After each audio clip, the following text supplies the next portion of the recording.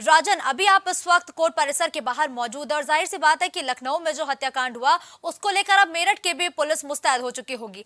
आज तो मुस्तैद है पुलिस, क्या बीते दिनों या अगर हम 2-3 दिन पहले की तस्वीरों पर बात करें तो क्या इतनी मुस्तैदी से कोर्ट के बाहर पुलिस मौजूद थी? देखिए, बिल्कुल मेरठ की बात करूं तो मेरठ में कचहरी परिसर के चारों तरफ पुलिस की तैनाती भले ही रहती है, सीसीटीवी कैमरे भले ही चालू रहते हैं, लेकिन जो अपराधी हैं वो अपराध करने से बाज नहीं आते। वो पुलिस की मुस्तैदी में भी वो खुलेआम अपराध कर देते हैं। जैसे कि मैं अतीक अहमद की बात करूं, अशरफ की बात करूं, तो पुलिस का गहरा बना हुआ था। पुलिस सुरक्षा के बीच में उस आरोपी को लेके जाया जा रहा था, कुख्यात बदमाश को, अतीक अहमद को और अशरफ को। उन भीड़ के हिस्से में ही किसी ने चेहरा बन के युवकों ने ताबड़तोड़ फायरिंग करके उन्हें मौत के घाट उतार दिया। इसी तरीके से कल उत्तर प्रदेश की राजधानी लखनऊ में हुआ। लखनऊ में कोर्ट के अंदर जज के सामने ताबड़तोड़ गोलियां बरसा के मौत के घाट उतार दिया। चाहे भले ही आरोपी को पकड़ लिया गया हो, लेकिन जो सवाल थे सुरक्षा व्यवस्था को लेकर वो लगातार खड़े हो रहे हैं। और वहीं अगर मैं मेरठ की बात करूं तो मेरठ में चाहे मशीन भले ही लग जाए चेकिंग की, चाहे पुलिस की भले ही तैनाती हो जाए, लेकिन वो कुछ दिन बाद जब ये घटना घटती है, कोई अपराध हो जाता है उत्तर प्रदेश में, तो पुलिस बिल्कुल सतर्क हो जाती है। जहां ये मामला ठंडे बस्ते में पड़ता है, वहीं पुलिस इस मामले में ढील बरत देती है और खुलेआम इस तरीके की घटना होती है। वहीं मैं जीवा की बात करूं तो जीवा का कनेक्शन मेरठ से निकलकर सामने आया। बंजी से 12 लाख रुपए में AK-47 खरीदी गई थी और 1300 कारतूस खरीदे गए थे।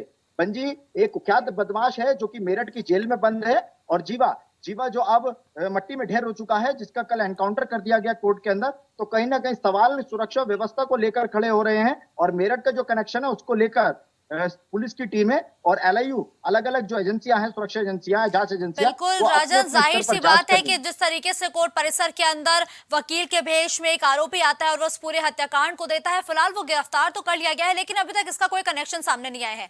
देखिए, अभी आपने बखूबी अतीक अशरफ हत्याकांड का जिक्र किया, लेकिन उसकी जांच में क्या हो रहा है ये किसी को पता नहीं है। तो आखिर इस पूरे तरीके से हत्याकांड हो जाते हैं, लेकिन जांच तक जो है वो सही तरीके से नहीं हो पाती है। क्योंकि अगर हम अतीक अशरफ हत्याकांड पर अगर हम बात करें, अगर डिटेल में बात करें, तो शाइस्ता परवीन पुलिस की गिरफ्त से बाहर है, गुड्डू मुस्लिम पुलिस की गिरफ्त से बाहर है। तो ऐसे में क्या कर रही है यूपी की पुलिस? आखिर यूपी का पुलिस का जो इनपुट फेल्योर है वो इतना ज्यादा कैसे हो सकता है?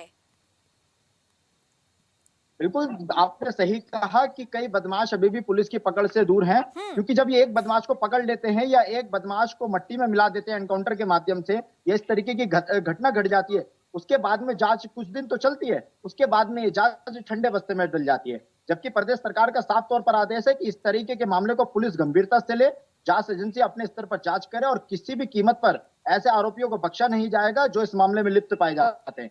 वहीं मैं मेरठ की बात करूं तो मेरठ पुलिस भी एक्टिव मोड पर नजर आई है जब जीवा हत्याकांड का मामला सामने आया, क्योंकि मेरठ कनेक्शन उससे जुड़ा हुआ था।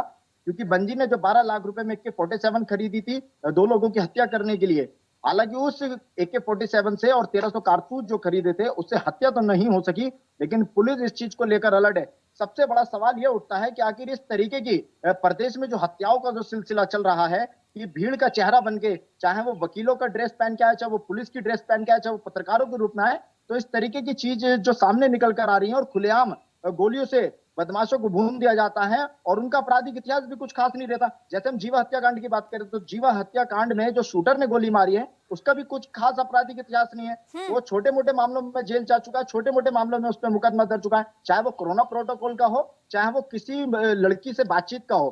तो फिलहाल कोई ऐसा आपराधिक इतिहास नहीं है, लेकिन एक दिन कोर्ट के अंदर इस तरीके की ताबड़तोड़ फायरिंग करके वो एक बहुत बड़ा बदमाश बन जाता है और पुलिस उसे गिरफ्तार कर लेती है। लेकिन सवाल सबसे बड़ा यह है कि भीड़ का चेहरा बन के जो इस तरीके की चीजों को अंजाम दिया जा रहा है, उस पर आखिर कब तक अंकुश लग पाएगा, उस पर कब तक पुलिस लगाम लगा पाएगी? देखिए राजन, अभी आपने जिक्र किया कि जीवा का जो मेरठ कनेक्शन है उस पर खुलकर बात होने लगी है, लेकिन आज से पहले कभी भी किसी ने जिक्र नहीं किया कि जो जीवा है उसका मेरठ कनेक्शन भी है और उसने वहां से AK-47 जैसी खतरनाक बंदूकें खरीदी थी। तो अब उस पूरे, जाहिर सी बात है कि उसने बंदूक खरीदी होगी तो गैंग वहां पर भी सक्रिय होगा। उस गैंग को लेकर के क्या कुछ कार्रवाई की जा रही है?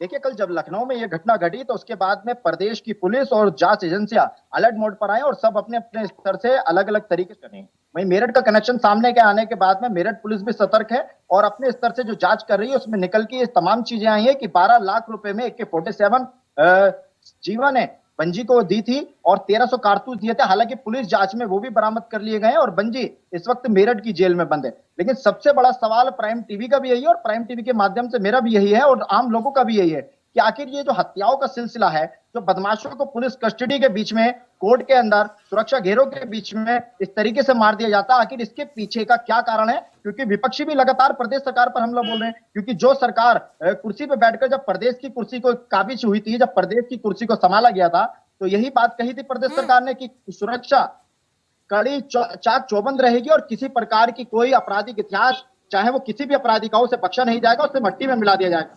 लेकिन मिट्टी में मिलाने का तो काम किया जा रहा है, लेकिन ये शासन और प्रशासन नहीं करवा रहा है। ये हैरानी की बात है कि दूसरे गैंग के सदस्य करवा रहे हैं। धन्यवाद इस खबर पर राजन हमारे साथ जुड़ने के लिए। तो आपने देखा कि अब जीवा हत्याकांड के बाद उसका मेरठ कनेक्शन भी सामने आने लगा है, जिसको लेकर अब पुलिस जो गैंग वहां पर एक्टिव है उसकी भी धरपकड़ शुरू कर चुकी है। लेकिन क्या धरपकड़ जो है आरोपियों की वो किसी हत्याकांड के बाद